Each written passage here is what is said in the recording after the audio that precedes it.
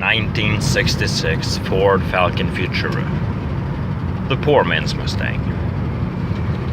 Or if you see it my way, the wise man's Mustang. If you count every single Mustang you've ever seen, now count every Falcon you've seen. They are basically the same car. At least the old ones are. Because see, back in 1963, when Ford shoved the 260 V8 into the Falcon, they also started producing the 1964 and a half model year Mustang. Now the Mustang, as we all know, sold like hotcakes and overshadowed the Falcon within its first year. Because the Mustang was a sports car for the masses. Didn't need a lot of money to buy a Mustang.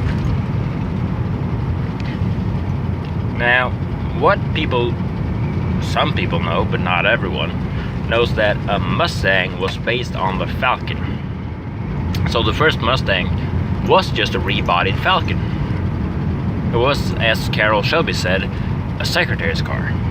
It was a jazzed up Falcon. Then, to this year when this car came out, 1966, it was a new generation of the Falcon, a new body style, a more squared up one.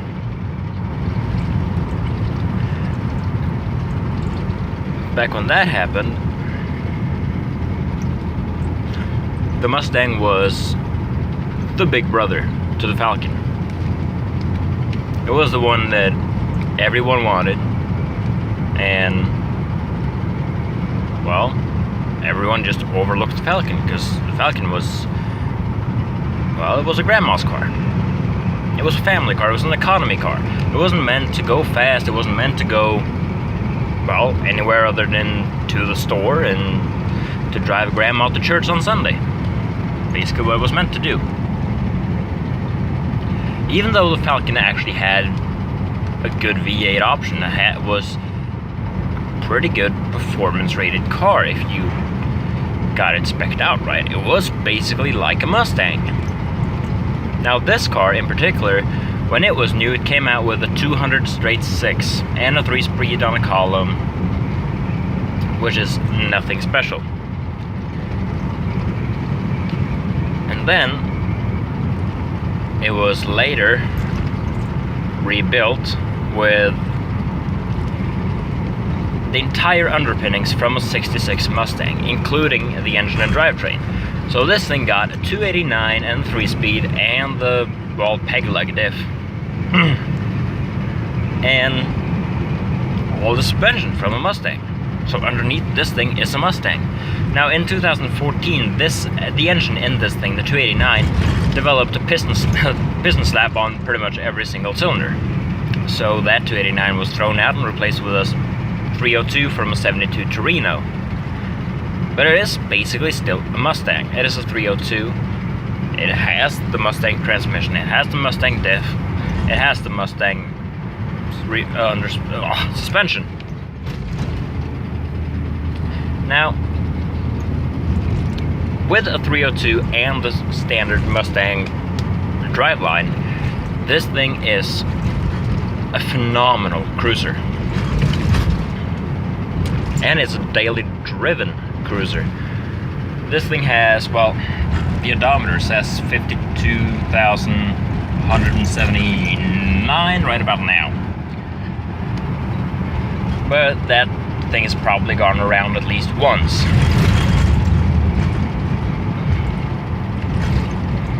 And if you can see on the tach, it's doing right about 1,000 RPM. I'm in third, which is the last gear, and I'm doing 40 miles an hour. 1,000 RPM at 40 miles an hour. Now, if I were to give it a little bit of gas, I would end up with 50 miles an hour and about 1,400–1,600 RPM. give it more, it'll go up to 60 miles an hour and 2,000 RPM. That's not bad. That is what the Falcon was meant to be, an economy car. It is economical as pretty much as any 90s car. I mean, my Chevy Blazer, it had, with a 4.3 V6 injection, all that, this thing gets more miles to the gallon than the Chevy does. Because this is a completely stock 302, rated at about 230 horsepower, with the standard transmission and this all-stock rear differential. It's not fast, it doesn't accelerate like anything in particular, but it cruises really nice, and it goes nice and quiet, and it's dirt cheap to drive around with. And that is not something you can say for a lot of V8 powered cars. Now this car is going to get a 4-speed top loader pretty soon, which is most likely going to help that even more and make it even more economical, because you get an overdrive gear.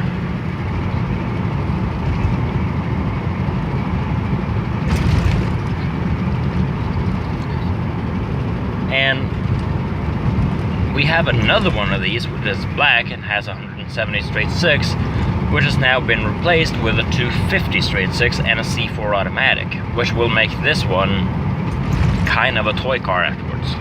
It has been daily driven for basically years. I don't really know if this thing has had a break in being daily driven ever. I just wanted to share this with basically every one of you. So this is a phenomenal, reliable car that goes year in, year out, summer, winter, rain, snow, or hail. It starts and it runs and it drives perfectly.